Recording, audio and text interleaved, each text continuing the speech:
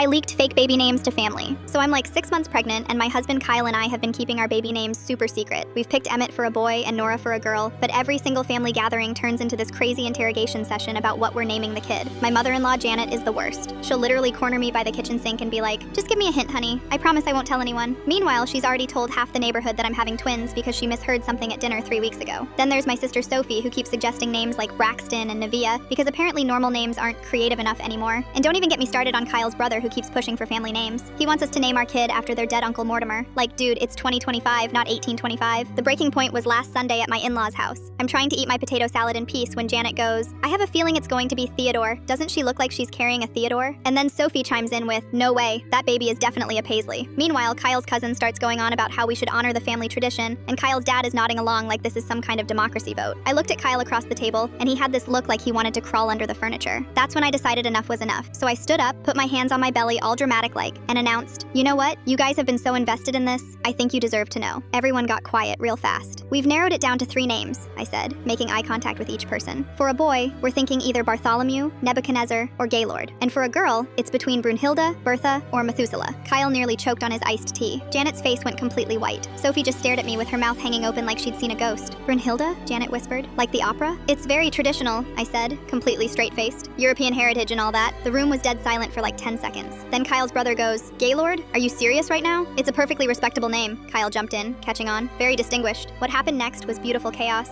Janet immediately started Googling how to talk your daughter-in-law out of terrible baby names. Sophie was frantically texting me links to normal name lists. Kyle's dad kept muttering Nebuchadnezzar under his breath like he was trying to practice saying it. For the next 3 weeks, I got calls every single day. Janet would call with alternative suggestions like Theodore or Michael. Sophie sent me a 47-item list of actually cute names that aren't completely insane. Even Kyle's normally quiet aunt called to tell me about a nice couple she knew who named their daughter Brunhilde, and she got teased terribly in school. The best part was watching them try to be supportive while obviously dying inside. At the grocery store, Janet introduced me to her friend as my daughter-in-law who's expecting little Bartholomew or Brunhilde. The poor woman didn't know what to say. Kyle was having the time of his life. He'd randomly bring up baby preparations like, "I wonder if they make monogrammed blankets with a G for Gaylord," just to watch his family squirm. Finally, at 38 weeks, we had the gender reveal party. Everyone was there with their fake smiles, probably praying we'd announce some last-minute name change. We cut into the blue cake and Kyle goes, "Well, looks like we're having a little Bartholomew." Janet actually gasped. Sophie looked like she was about to cry. Even the neighbors who'd been invited were giving each other these worried looks. That's when I started laughing. Like, couldn't stop laughing.